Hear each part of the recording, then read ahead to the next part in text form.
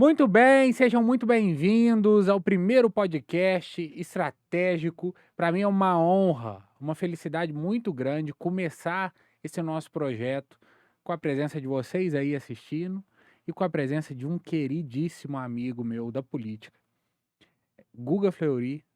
Guga, prazer ter você aqui. O Guga é jornalista graduado. Ele é especialista em marketing político, já trabalhou na TV Globo, na TV Band, no Congresso, já deu aula para mais de 5.000 alunos, tem mais de 5.000 alunos formados em comunicação política, 5 livros escritos, é isso? 5 livros escritos. Enfim, nós estamos aqui com um cara que tem muito conteúdo de política e o principal, tem muita história boa para contar. E história engraçada, história emocionante. E hoje nós vamos explorar tudo isso com ele aqui. Guga, seja muito bem-vindo. Sou muito grato, estou muito feliz e honrado de ter você aqui com a gente no primeiro podcast estratégico. É isso aí, Paulinho. Prazer estar aqui com você e tá todo mundo que está nos acompanhando aqui pelas redes sociais, né? E olha só que bacana começar em Ribeirão Preto, né? A cidade que, na verdade, é onde eu comecei, entre aspas, na política, Como né? é que foi esse começo seu na política? Então, eu vou cantar uma música que eu tava cantando pra você aqui, né? Dois patinhos na lagoa, vote a Fife 22, né? Lula lá, brilha uma estrela, né? Então, o que acontece? Eu morei em Ribeirão Preto 88, 80 como é que foi? Eu morei em Ribeirão 88, 89 e 90, né. E eu sou aqui próximo, né, de Jaboticabal, mas eu morei em Ribeirão Preto 3 anos. E em 89 foi a primeira campanha depois da chamada redemocratização, né. E eu tinha 11 anos para 12 anos e morava na Visconde Inhaúma, aqui no centro, em Ribeirão. E e aquele ano nós tivemos as eleições nacionais presidenciais. Que eu fazia? Eu ia de comício eu ia de comitê em comitê, pegava material, ia nos comícios, né. Eu cantei do Afif aqui, porque eu lembro que o Afif veio fazer um comício em Ribeirão, em 89. Aliás, o Afif hoje faz parte do governo Tarcísio, né, do Uhum. PSD, do Kassab. Coincidentemente eu trabalhei na campanha do Kassab depois de 2008, mas aí, nessa época, em 89 eu participava dos comícios, não de um candidato, mas de todos. Eu fuçava, eu ia nos comitês, tal. E nessa época, em 89, eu criei um programa de rádio meu, de criança, e eu tenho até hoje guardado essa fita, uma fita cassete. O que era esse programa de rádio? Eu fazia análise sobre os candidatos. Eu tinha 11 anos, né? Nossa. Juro por Deus, é. E aí, ó, fico até arrepiado aqui. Você falou assim, nossa, mas é incrível, né? Eu fazia análise das campanhas, falava o que que eu achava, qual que era os acertos, os erros, tal, com 11 anos de idade. Dessa campanha de 89. E foi aqui em Ribeirão, né? Inclusive, eu estudava no Guimarães Júnior, né?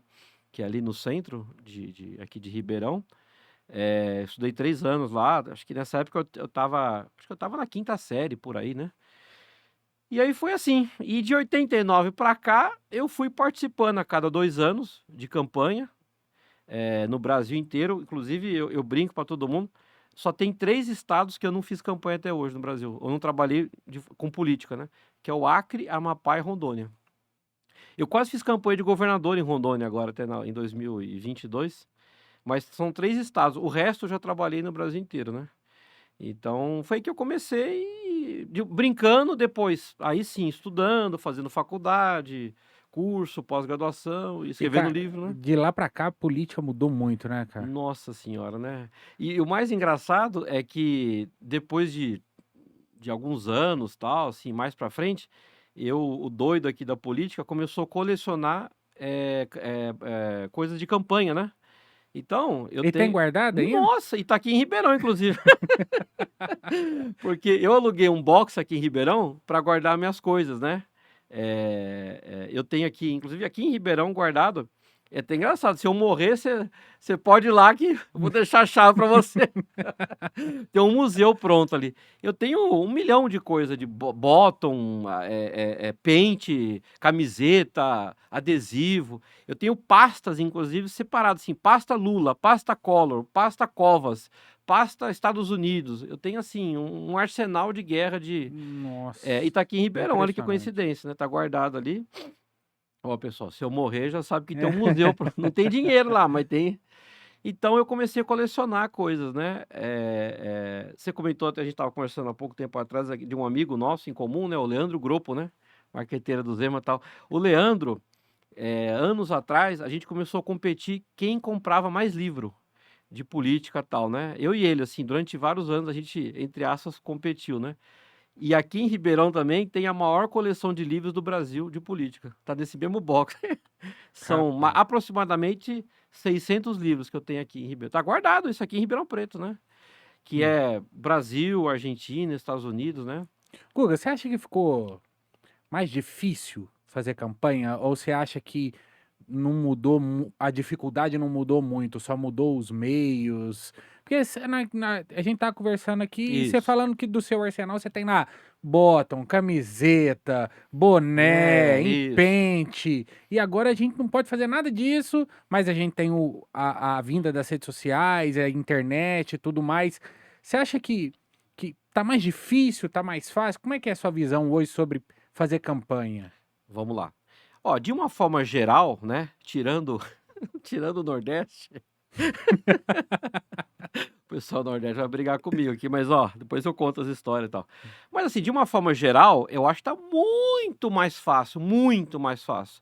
Vou dar um exemplo assim, hoje você consegue eleger um deputado, não vou dizer um governador, né, mas um deputado, né, uma deputada, sem muito recurso, desde que ele ou ela, né, faça um trabalho antecipado, que use bem as redes sociais, e nós temos N casos aí, né, que a gente pode observar nas últimas eleições, né? Ou até vereador, né? Por exemplo, alguém que está nos assistindo, que é candidato, hoje pré-candidato a vereador em Ribeirão Preto, é muito fácil ser eleito, né? Desde que tenha um bom profissional como você, que tenha uma estratégia, né? Que defina uma bandeira, coisa e tal, que tenha tempo, né? Hábil, né? As pessoas, né, Paulinho, querem nos contratar faltando um mês. Ah, eu quero me tornar conhecido em um mês. Pô, cara, aí não existe, né? Eu Uhum. brinco muito que é aquela história do aprenda inglês em um mês, né? Tipo, quem que aprende, É. né? Eu vou pra academia em um mês ou 3 meses eu vou virar o Arnold Schwarzenegger. Não, não existe, né? É. Então eu acho que hoje, mesmo a pessoa que não tenha muito recurso, que não consiga contratar um marqueteiro e tal, mas se ela tiver a estratégia correta, saber usar as redes, consegue se eleger, entendeu? Você tá falando que só tem 3 estados no Brasil que você não fez campanha, né. É, E a gente tem algumas histórias muito engraçadas e umas porque a campanha no Nordeste ela é realmente peculiar, é. né. Você tem alguma experiência no Nordeste que você acha que dá pra contar aqui pra gente, não? Tenho muitas experiências, né? Como eu falei, no Nordeste eu já fiz campanha em todos os estados, né? Já fiz política. Eu tô pensando aqui que eu posso falar, né? Que, E que não, ti- sim. mas até a gente, enquanto você vai lembrando Isso, aí pra aham. gente ir conversando, eh a gente percebe que o Brasil é muito diferente. O Brasil, eu morei na Bahia Ah, 2 você anos, morou? Ah, morei. você falou, é É. verdade, eu tinha esquecido. E assim, É, eu morei no interior da Bahia. isso, é. Então assim, não era em Salvador ou perto de Salvador, e eu via a realidade absolutamente destoante da realidade que a gente vive aqui em São Paulo, ou aqui em Ribeirão Preto. É uma Isso. coisa absurda a diferença. Você fazer uma campanha de presidente aqui no Brasil, a não ser que você paute ela ideologicamente, igual foi essa Isso, última, aham. se você for fazer por problema ou por questões sociais, cara, é muito difícil fazer uma campanha nesse nível no Brasil, porque cada estado é muito diferente um do outro. E quando eles falam que Minas representa muito bem o Brasil, né, principalmente na eleição, e é verdade, porque Minas também é desse jeito. Isso. Sul de Minas é de um jeito, o norte de Minas é de outro jeito, tem essa O dificuldade. triângulo daqui que O é tri... perto é de outro, É zona isso. da mata é outro, não sei o quê. Então Isso. a gente quando pensa em comunicação política, em conectar o candidato com o eleitor ou com o cidadão lá que está morando, a gente tem que entender as dores, os problemas que ele vive, conhecer a realidade e a conjectura daquele ambiente. Mas a hora que você vai fazer uma campanha em que você tem inúmeras realidades diferentes, E a gente acha, não é rico ou pobre, porque a pobreza aqui no Brasil, ela tem níveis que a gente desconhece. Sim, Eu lá na Bahia, eu vi pessoas morando em casa de barro sem energia elétrica. sim. Não tinha luz na casa da pessoa, ela era fogo, lamparina ainda. Isso, É aham. uma coisa que eu nunca tinha visto na minha vida, eu não achei que isso existia no Brasil ainda. Então é uma realidade, na verdade, muito distante da gente. Fazer política nessa realidade, é por isso que até que eu tô te perguntando, você foi um cara que fez política em vários estados. Sim. E existe muito essa diferença aqui no Brasil, né, Guga? Inclusive, recentemente eu participei de um encontro, né, com amigos, consultores e tal, e eu fui apresentar alguns cases meus, e principalmente do Maranhão, né, que eu fiquei mais no Maranhão o ano passado. E o começo da minha palestra foi bem assim: ó, tal coisa não pode, né, pessoal? Eu comecei a palestra assim: não pode. Olha como é que é no Maranhão. Ó, isso aqui não pode, né? Não é, não pode. Ó, então olha como é que é no Maranhão. Então, o que acontece? No Nordeste é um fato muito curioso que é o seguinte. Primeiro que assim, o político nordestino, no meu entendimento, ele está anos-luz na frente do paulista, por exemplo, né? As campanhas aqui em São Paulo, elas são muito ingênuas, né? Então, assim, você não tem muito ataque, você não tem muito, assim, coisas criativas, tal. No Nordeste, os políticos e as equipes são muito criativas e eles trabalham muito mobilização, e principalmente de rua. Então, quando chega uma eleição, o povo fica enlouquecido, porque o povo nordestino é apaixonado por política. Então, é um povo apaixonado por política, criativo, que luta, briga pelo seu candidato e tal. Então, assim, é uma situação muito diferente. Eu, como eu falei, já fiz campanha praticamente no Brasil inteiro, né? Então, quando você faz campanha, pode ser no Sul, ou aqui em São Paulo, ou Minas, você chega numa cidade, às vezes parece que nem tem eleição, né? Agora, quando você está no norte ou no nordeste, principalmente no nordeste, nossa, você está chegando na cidade, você já está vendo uma carreata, uma caminhada e Bandeira. bandeira e tal. E o pessoal, é uma característica bem interessante e curiosa no nordeste, no interior, né? Não na capital, mas nos interiores, o pessoal, ele se pronuncia em quem ele vai votar. Então, na casa tem uma bandeira, ou tem um cartaz, ou tem um adesivo, né? E eu vou contar uma história até aqui, não vou falar a cidade, né? Senão eu já não tenho muito tempo de vida, eu acho, né? Mas eu vou contar um caso que aconteceu anos atrás, né? Que é o seguinte: eu estava fazendo uma campanha de prefeito, então, no Nordeste, numa cidade X, né? Não vou falar onde que é. E aí, a campanha estava indo bem, o meu candidato e tal. Num certo momento, o adversário. Um cafezinho aqui, né? Olha o cafezinho Ribeirão Preto aqui da Mogiana, Alta Mogiana. Mas eu estava fazendo campanha no Nordeste, numa cidade X aí, e aí, o que aconteceu? O meu adversário, né, que ele fazia? Ele ia até a casa das pessoas que tinham uma bandeira do meu candidato, bandeira, um adesivo, um cartaz, tal. Chegava lá, batia na porta e falou assim: ô, fulano, tal, e aí, beleza, tal, meu compadre, tal. E aí, você vai votar no fulano de tal mesmo? Acho que eu vou, eu sou amigo dele, eu gosto dele e tal. Ó, você não quer mudar esse voto aí? Começava a conversar, tal, ó, eu posso te dar tal coisa, tal. Cara, pode ser, mas não, eu vou te dar agora, inclusive, né? Aí o eleitor estranhava, tá, falou, não, mas o que você quer então? Ah, eu quero não sei o que, tal, né? Você tá comprando voto, mas, né? Aí, ó, eu quero um saco de arroz, um saco de cimento. Ah, então eu vou te dar agora. Aí lá e dava pro cara. Aí o cara, pô, mas foi o cara, pô, mas foi o cara, pô, mas foi o cara, pô, mas foi tranquilo. Tá, traz aí o que ele quer, beleza. Aí ele falava o seguinte: ô João, sei lá, tô inventando o nome, né? Traz um envelope aí. Um envelope em branco, né? Vamos lá, anota o nome dele aí. Ricardo, sei lá, Rodrigo, Maria e tal. Pronto, agora me traz todos os seus documentos. Uhum.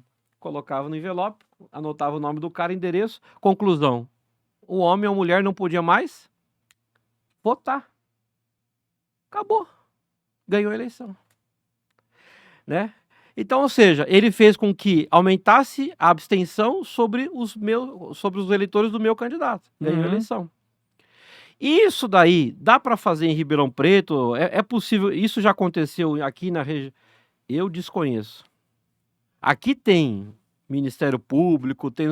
Ah, mano, você está falando mal do Nordeste que não tem? Não, não estou falando mal. Mas nessa mesma cidade em que eu perdi a eleição e por uma diferença pequena, 2 urnas foram achadas no mato na segunda-feira.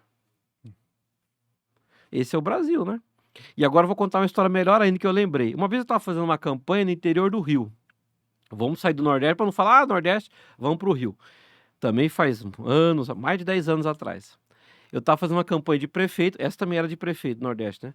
Mas eu estava fazendo uma campanha de prefeito do interior do Rio e também o meu adversário fez uma coisa sensacional, né? Eu fiquei, né, para não dizer aquela pé da vida, mas foi uma estratégia, assim, sensacional. O que ele fez? No domingo, no dia da eleição, o que ele fez? O principal jornal de circulação no Rio, ainda deve ser, e naquela época tinha muito mais jornal do que hoje, é o Globo, né? O Globo, tal, que é da Globo, tal, né? Do Grupo Globo. O que ele fez? Ele contratou antes do dia da eleição, ele contratou um bom diagramador, né? Um cara que fazia diagramação e tal, e fez juro por Deus, o cara fez uma capa do Globo com estampado com o meu candidato preso. O que ele fez? Ele comprou vários jornais, tirou a capa original, né? Colocou o miolo original e jogou nas casas, tá? É a famosa fake news impressa. Não, esse é Ele o primórdio da no fake. computador. Ele fez a fake news no recorte ali, Não, prega em isso. cima. Não, essa história é uma história de anos Meu atrás, Deus do céu. quando não, assim, Que loucura. nessa época tinha Facebook, sei lá, Orkut, nem sei se tinha Orkut, mas assim, hoje em dia o pessoal usa de guerrilha, WhatsApp, rede social, tal. E aí existe a guerrilha e a fake news há muito mais tempo, né? Isso aí desde que o homem é homem, né? Desde os primórdios, né? Mas assim, esses são exemplos de situações em que você pode fazer o melhor marketing político do mundo, a melhor estratégia e tal, e aí o teu adversário vem com uma coisa genial. E olha que fato que curioso. Esse cara do Rio, que fez isso contra o meu candidato, ele era o prefeito e foi reeleito.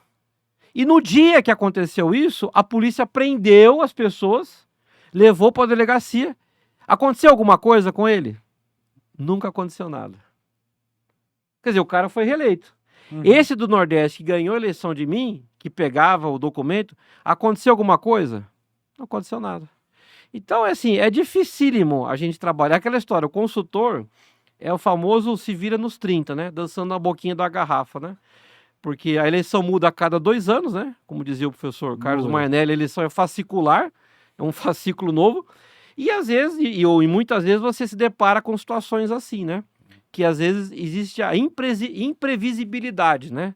Da coisa, né? Guga, a gente até foi bom você ter citado, porque às vezes as pessoas colocam muita responsabilidade, tanto da vitória quanto da derrota, na mão do marqueteiro, né? Isso. Na mão do consultor. É. E assim, a gente sabe que a eleição ela é um conjunto de vários fatores, né? Sim. Claro, uma boa sacada de um marqueteiro, de um consultor político, pode fazer a diferença, como você falou no caso do cara da fake news. Sendo mentira ou sendo verdade, às vezes pode fazer a diferença de fato. Sim. Como foi o caso, inclusive, do João Santana, com aquela propaganda do Banco Central da Marinna, que ele conseguiu meio que desmistificar o sentimento de compaixão que o povo tava com a Marina, porque o Eduardo Campos tinha morrido, enfim. Isso aí. Então, ele conseguiu mudar isso, mas a grande prova de que o marqueteiro não é o gênio da lâmpada é que nessa última eleição o João Santana fez a campanha do Ciro e o Ciro terminou pior do que começou. Então, assim, a gente tem que entender que o marqueteiro ele tem uma função muito importante dentro da campanha, né? Enfim, de criatividade, de comunicação, de entender a melhor maneira de chegar no eleitor e de mexer com o coração dele. Sim. Mas a campanha ela tem vários outros fatores, como a articulação, por exemplo, que é uma parte muito importante da campanha. Se você não tiver uma equipe de articulação, você provavelmente não consegue passar nem da primeira fase, independente se o seu marqueteiro for bom ou for ruim, porque você vai atrair um monte de gente, mas aí na hora de fazer aliança com o cara, você não consegue fazer aliança porque você não sabe negociar, você não tem o cacuete da articulação política. Isso. Ter um bom candidato é fundamental, não é? É claro. eu já vi muito marqueteiro fazer milagre com gente ruim. Eu Sim, já vi. sim. Mas ter um bom candidato já é meio caminho andado. Um cara que sabe falar, um cara carismático, uma pessoa é, é, é, visualmente, às vezes, que se conecta com o Empatia, povo, tal. que gera uma Isso, empatia com o empatia. Aham. povo. E assim, às vezes, não sei se faz tanta diferença, mas talvez um pouco para poder agregar alguns grupos específicos, ter alguns projetos.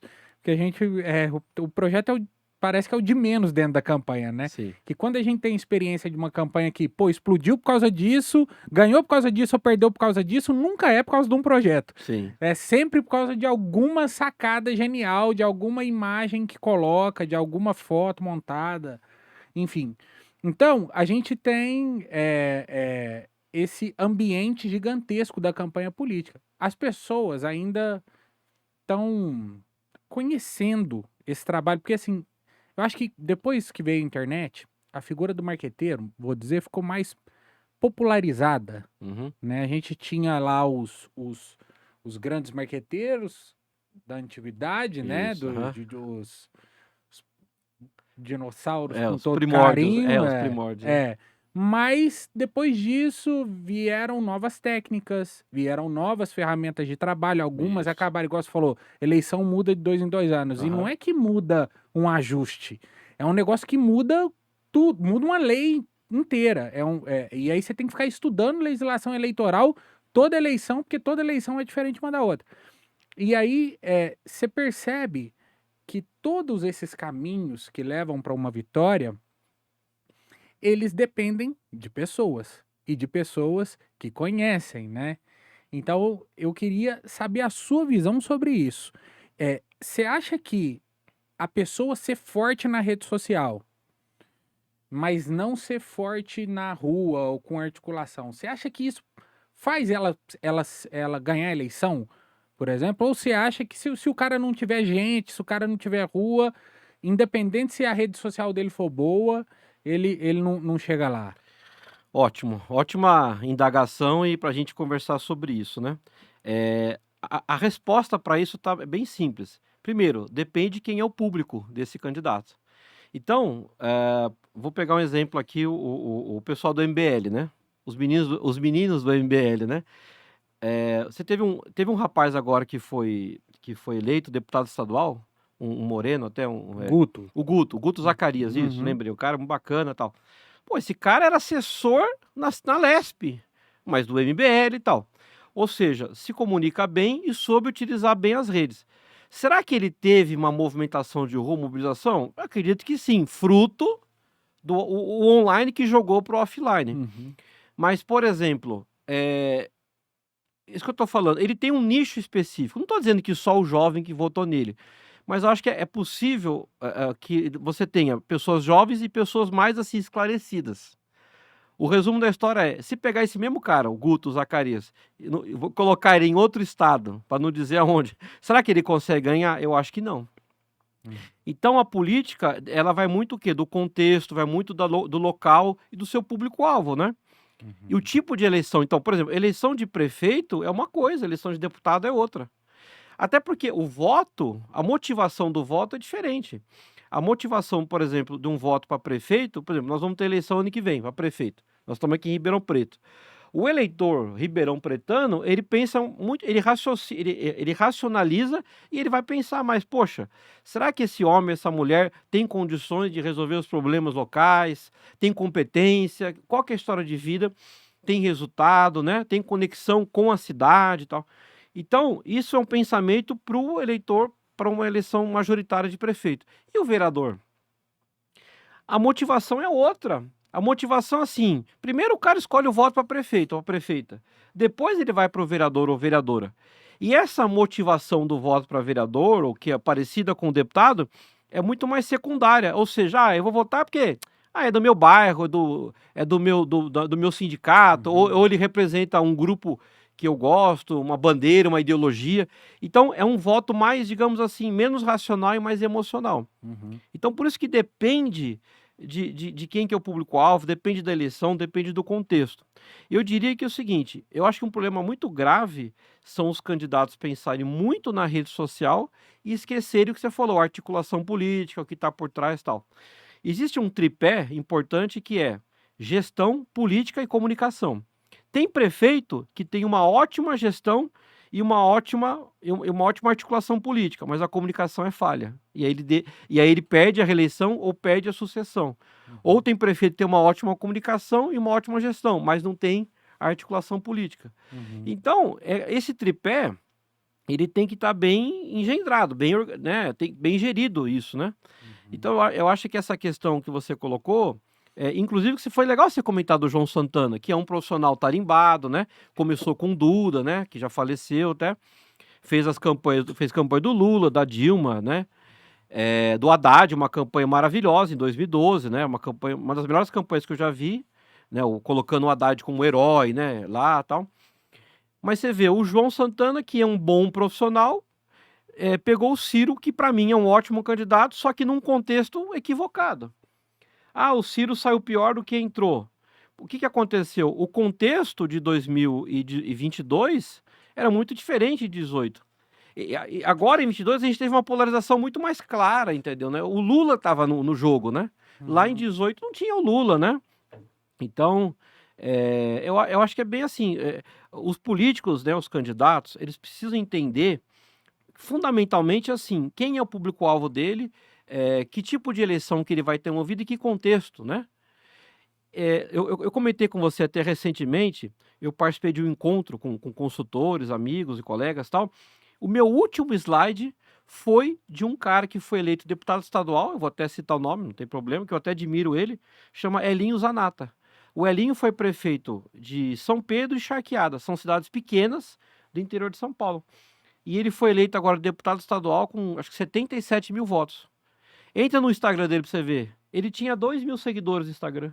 E teve 77 mil votos para deputado.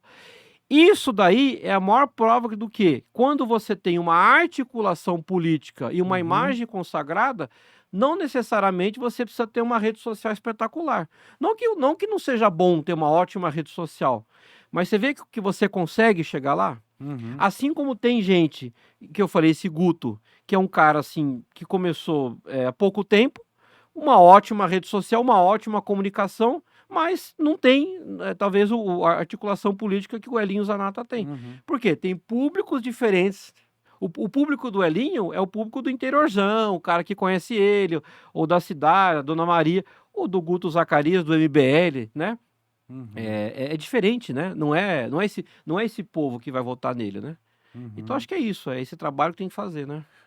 Guga, a gente, nessa última eleição, a gente viu muitas coisas novas, né? E muitas decisões, inclusive, do TSE, que foram novas também, que a gente não esperava, né? Você acha que essa última eleição e as decisões também do TSE e tudo que foi feito nessa última eleição, você acha que vai para presidente, vai gerar algum impacto na eleição para prefeito no ano que vem?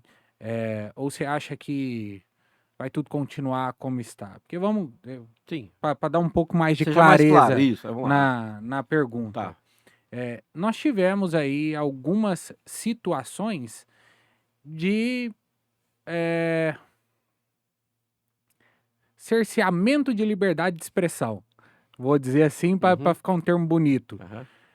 Esse tipo de coisa, é, ele pode continuar acontecendo? Porque se o Supremo decidiu para a eleição presidencial, os juízes do TRE vão poder decidir também nas eleições municipais.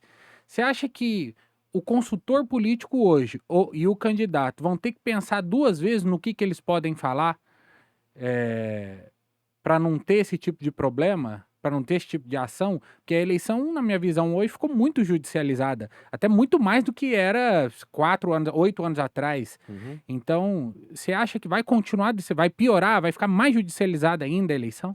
Tá, vamos lá. Na minha opinião, não. Eu acho que a eleição do ano que vem é uma eleição muito diferente, né? As eleições municipais, né? Elas são muito diferentes das nacionais, né? Essa aqui teve 22. Não vejo nenhum tipo assim. Eu, por exemplo, não tenho medo, receio nenhum, zero, né? A minha única preocupação que eu tenho, por exemplo, quando eu trabalho com um prefeito que vai para uma reeleição ou até sucessão, é o uso da máquina, entendeu? Porque nós temos três coisas que a gente tem que estar sempre de olho: o abuso do poder econômico, o abuso do poder político e o abuso dos meios de comunicação. Esses três aqui que pode derrubar alguém. Não só quem é prefeito, mas quem também é candidato, né? Você vê, recentemente agora, essa semana, teve um vereador, numa cidade até que é Águas de São Pedro, não sei se você conhece, né? Conheço. O atual prefeito, eu fiz um Uhum. trabalho para ele e tal. Inclusive o João Vitor, uma ótima pessoa, um ótimo prefeito, né? Porque eu trabalhei com ele. Mas teve um vereador da cidade que foi condenado a 12 anos porque transferiu eleitores, né? Uhum. Aliás, eu não contei, mas essa cidade do Rio, do jornal o Globo, o meu adversário, né, que ganhou, também fez isso. E, na Uhum. verdade, acho que isso prejudicou mais do que o jornal o Globo até. Então, o que acontece? Eu acho que uma eleição nacional, as discussões, os debates, até as motivações das pessoas, né, elas são muito diferentes das eleições municipais, né? Então essa discussão sobre cerceamento de liberdade, essas coisas que tem, é a cada 4 anos, sabe. Eu não vejo nem em cidades grandes como capitais, eu não vejo de forma alguma, sabe. O que pode acontecer, você não perguntou, mas aí sim, talvez essa polarização que exista, será que ela vai ser trazida para uma eleição municipal? Por exemplo, Ah, São isso é legal. Paulo. Você acha que vai durar isso, não? Vai, eu acho que isso. Por que que acontece? Antigamente, é assim, o cara que votava no PSDB, ele era de direita, mas não sabia, eu acho. Na verdade, hoje existe uma direita, né, mas, hoje existe uma direita, né, porque antigamente era assim, tinha a esquerda e tinha o PSDB, o PTB, o PP e tal, mas não estava, construído. O problema é que tem a direita radical, né, esse que é o problema, né, mas existe direita, né, existe o centro e existe a esquerda, né. Até PSDB é aquela direita que aceita ser vice do Lula. é. Vocês seriam uma. Não, agora não fala isso, o É. PSB, né. Eu lembrei o nosso amigo Fred Perillo, né, que depois talvez assista isso aí. Uma vez o Fred chegou para mim e falou assim: "Guga, eu tenho um cara que eu vou atender aqui na Câmara dos Deputados, né, em Brasília", e aí eu perguntei, o Fred conversando com o cliente, falou assim: "Que o senhor é, esquerda, direita?" Ele falou assim: "Eu sou um centrão radical, né, eu sou um radical do centro", né. Eu falei: "Porra, é difícil, né". Não, e é engraçado isso, porque assim, se você pegar agora, fazer uma listagem da última eleição de deputado, a maioria dos deputados que eram de direita e brigaram com o Bolsonaro não se reelegeram. E também o quê? A maioria dos que ganharam tinham posições mais definidas, com exceção de alguns. Mas teve gente que era meio em cima do muro e sofreu e perdeu. Ou foi eleito, foi reeleito, na verdade, né? Mas com dificuldade. Então, essa polarização que foi criada, né, tal, eu acho que na verdade ela não foi criada, ela já existia no inconsciente coletivo, ela foi aflorada, né. Na eleição da Dilma contra o Aécio já teve muito isso, né? Teve, mas assim, eu inclusive, né, acompanho muito essa campanha, né. E aliás tem uma história, eu vou contar uma história engraçada daqui a pouco dela então. Mas olha só, tinha, mas aí não era direita, era tipo assim, eu não gosto do PT. É PT e anti-PT. PT e anti-PT, que isso na verdade sempre existiu, né, assim, há muitos Uhum. anos, e ainda existe, né, de uma certa forma, tal, né.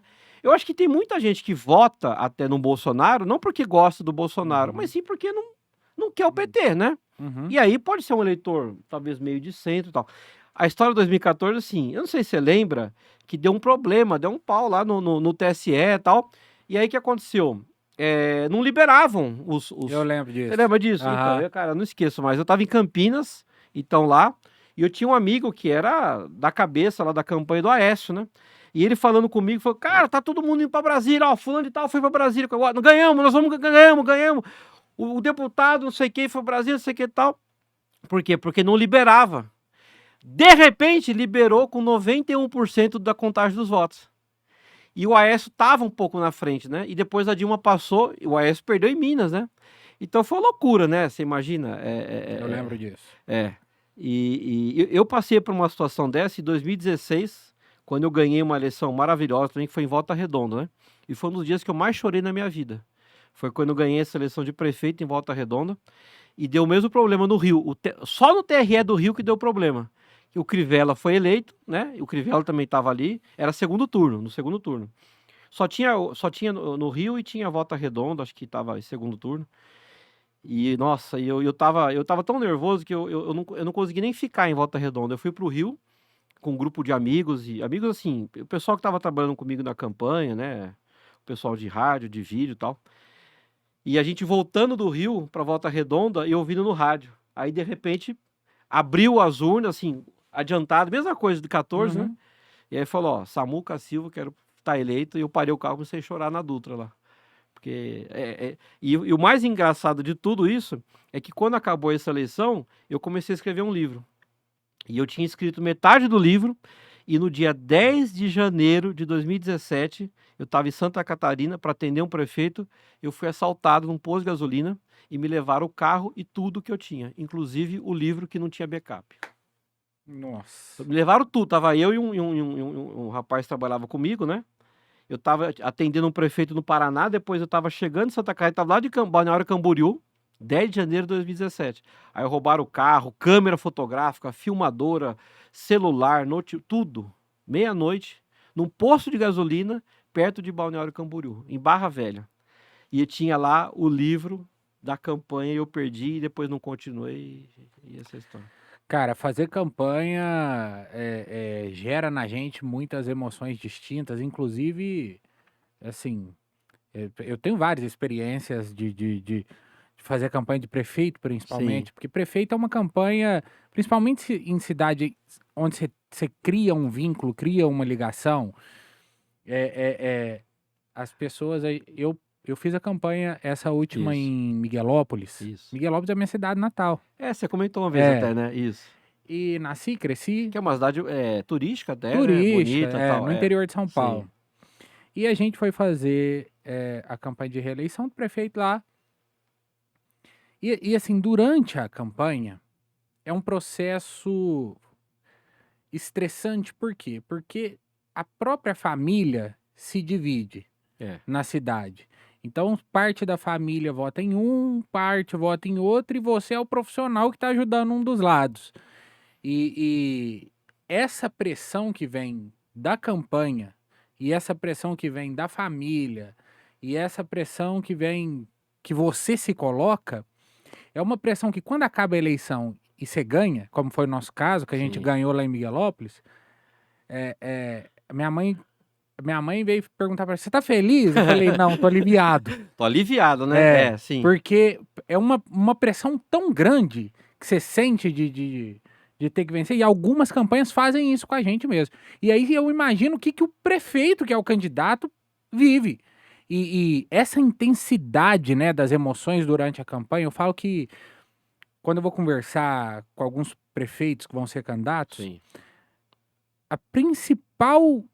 o principal preparo que eles precisam ter é um preparo emocional. Emocional, né? Porque, independente do quão bom ele seja, independente, do quão conhecido ele seja, se o cara não tiver preparo emocional, ele larga da mulher, ele abandona a família, ele larga a casa, ele vai chorar num canto, Ele ou ela, né? ou ela, Ou ela, né? E assim, é um negócio que te tira tão da realidade que você é capaz de, por exemplo, igual aconteceu com você e aconteceu comigo, de parar o carro onde você tá e começar a chorar do nada, da descarga de emoção e de adrenalina que é uma campanha eleitoral para prefeito. E até para Sim. vereador, mas para prefeito é muito É. intenso Sim. essa intensidade emocional. Então, viver isso é muito bom, mas é muito puxado também, né? Então, a pessoa que for candidata a prefeita, se você aí tem interesse de ser candidata a prefeito, primeira coisa, não é falando pra você buscar um coach, não, mas É. se prepare emocionalmente, porque a intensidade emocional de uma campanha vai te fazer tomar decisões que vão ser para sempre, que vão te marcar para sempre, que vão te mudar para sempre. Mas voltando ao assunto, Isso. Guga, de campanha de prefeito, porque campanha de prefeito já no ano que vem, É o foco, né? Agora. e Isso. nós estamos muito perto. Aham.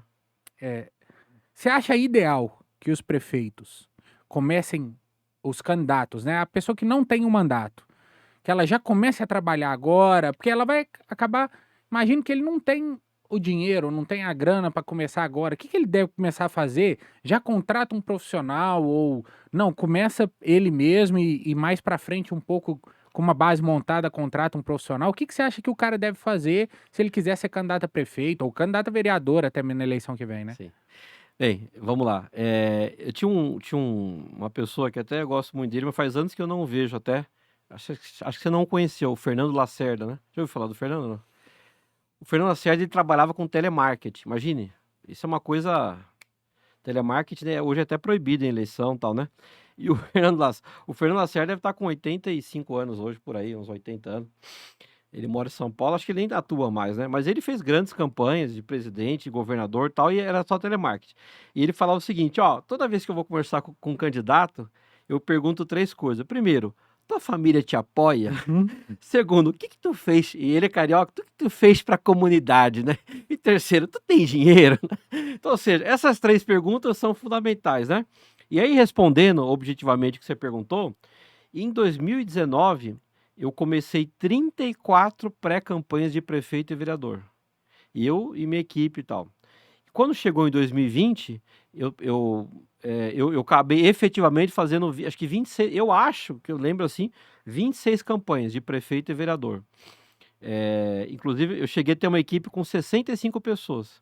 Muitos eu nunca vi na minha vida, né? Pessoas foram contratando, e graças a Deus nós conseguimos eleger 10 prefeitos no estado de São Paulo, 10 prefeitos elegemos no estado de São Paulo e 6 vereadores, estado de São Paulo, Maranhão, Rio e tal. E aí eu te respondo, então, esses 10 prefeitos e 6 vereadores que nós elegemos, né, não eu, mas a equipe, né, 99% começou bem antes, né? Uhum. Então, ou seja, quando você fala do momento agora, o que tem que fazer, não sei o que tal, eu vou contar uma outra história. Semana passada, eu estava numa cidade, conversando com um pré-candidato a prefeito. É uma cidade que nem é muito grande, não é uma cidade pequena demais, uma cidade média, né? E aí, eu fiz uma reunião com ele, uma reunião de 2 horas, tal, falei do meu trabalho e tal.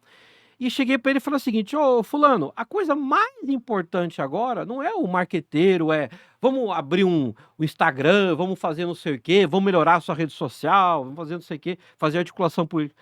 A coisa mais importante agora, e se você não fizer, eu não vou trabalhar com você, chama-se pesquisa qualitativa. Uhum. Então, nesse momento, não para quem é candidato a vereador, mas para quem é pré-candidato a prefeito ou a prefeita, a coisa mais importante é a pesquisa qualitativa. E eu falo para todo mundo, se você me trouxer uma pesquisa só a quanti agora, eu vou amassar, jogar ou vou usar lá no banheiro. Uhum. Porque não serve para nada. Só uma quanti não serve para nada. Eu preciso da qualitativa, você é sabedor disso, porque a quali vai me dar imagens, percepções, emoções. Isso é o mais importante. E aí, por que o pré-candidato não quer fazer muitas vezes? Porque tem um custo um pouco maior, mas às vezes ele tem dinheiro, ou ela tem dinheiro. Por quê? Porque a quali, ela mexe na ferida. Uhum. Toca na ferida. E o candidato, muitas vezes, né, o pré-candidato ou pré-candidata, ele não quer ver o que a população realmente acha dele, do adversário, né? Então, assim, não dá para você fazer eleição às cegas. Então, nesse momento, é a qualitativa, obviamente conduzida por um consultor. É isso Exatamente. que eu falar. Então não adianta, vou contratar um instituto e tal. Quem que vai montar o roteiro da quali? Quem que vai fazer? Às vezes até ser mediador e tal, tá junto ali, ou mesmo que você contrate uma empresa, mas participar, fazer roteiro, tá ali, fazer análise, interpretação. Então, a coisa mais importante de uma campanha, e aí inclui vereador, deputado, é a informação. Informação bem mais Informação. valiosa da Assim, você campanha. não vai para uma guerra sem saber Exatamente. como é que é o campo, se tem uma mina, se tem um cara lá. Eu brinco muito isso, né? Você vai para a guerra no Afeganistão com uma arma que dá 5.000 tiros por minuto, não sei o que tal. E no alto da montanha, no Afeganistão, tem um menino beduíno com um estilingue, com uma semente venenosa, que ele vai lá e pum, solta, cai na cabeça do soldado com com a arma, a metralhadora e morre. E mata o soldado. Ou ele coloca uma mina lá que ninguém vai ver. Então, ou seja, você precisa entender o teu campo de batalha, né? Então, informação. E aí eu falo, não adianta, assim, na boa, né? Isso vai acontecer, acontece com você é um bom consultor já experimentado, acontece comigo, mas, pô, nos contratar em cima da hora, não dá para esperar milagre. Assim, a gente pode fazer um trabalho bom e a gente vai fazer. Aliás, né, uma coisa que eu aprendi até com o professor Maianelli, que é o seguinte: você nunca vai prometer que você vai ganhar uma eleição, mas você tem que prometer ou até assinar um papel dizendo que o candidato vai sair melhor do que Uhum, entrou. Você falou do João Santana, né? uhum, Mas foi culpa do João? Para mim não foi. É culpa do contexto. Eu acho que a campanha do Ciro era aquilo que tinha que ser, entendeu, né? Mas é isso, então, ou seja, a gente tem que ter o quê? Antecipação, né? Eu brinco e falo assim, com muita gente, que é o seguinte: hoje, nós estamos em fevereiro de 23, né? Se você me der qualquer um candidato a vereador, muito provavelmente eu consigo ganhar a eleição, hoje. Prefeito, assim, depende de uma série de contextos, né? uhum, Agora, vereador, com trabalho antecipado, dá para ganhar uma eleição, né? É diferente, você consegue, né? uhum. Agora o problema é isso, o pessoal mistura marketing com propaganda, né, com comunicação. Aí ele Exatamente. quer contratar a gente para cuidar da rede social, só para fazer o santinho, para fazer um vídeo. Gente, isso não é marketing. O marketing é estudo do mercado, entender, mexer, como é que você vai planejar. E você precisa de tempo, né? É isso. Uhum. Guga, o assunto tá muito bom, eu queria até estender um pouco mais, só que a gente já Estourou já, né? estourou um pouco o horário, mas Aham. assim, essa construção do que a gente chama, né, nós do meio político, os consultores, né, às vezes vocês não têm nem obrigação de saber, mas a gente chama de diagnóstico Isso, eleitoral, que é uma análise de conjectura, onde você vai. É como médico, né? É exatamente isso.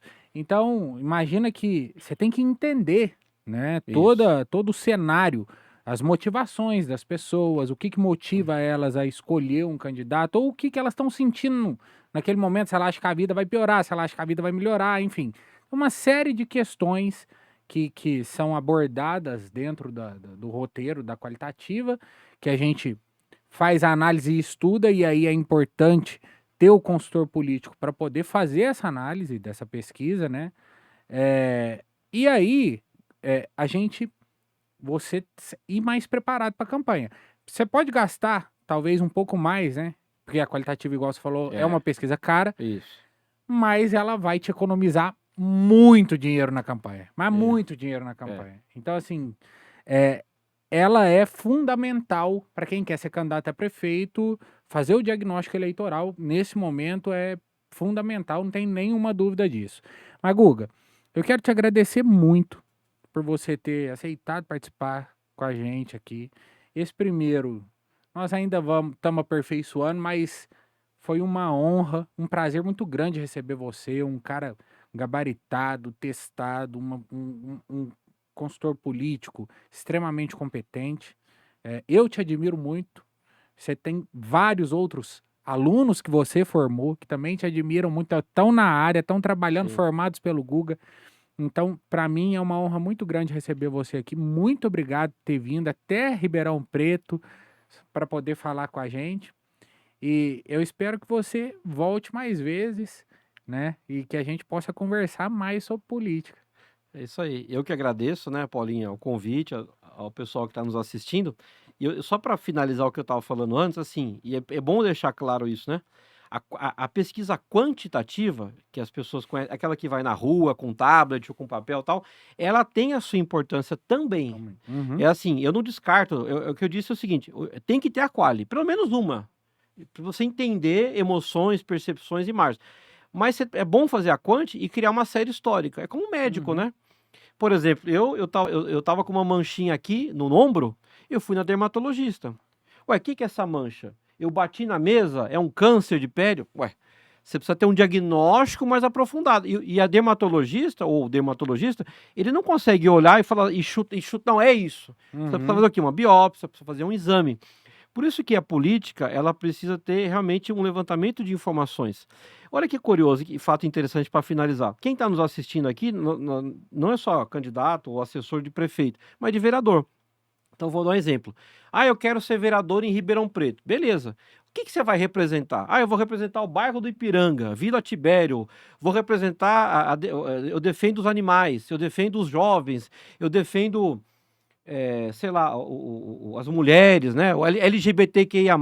Então, ou seja, vamos dar um exemplo. Ah, eu quero ser vereador em Ribeirão e vou defender uma região, ou vou defender os animais. Quem que já é vereador ou vereadora que faz esse trabalho? Ah, já tem alguém? Não, já tem. Vamos estudar essa pessoa? O que que ela fez? O que que ela deixou de fazer?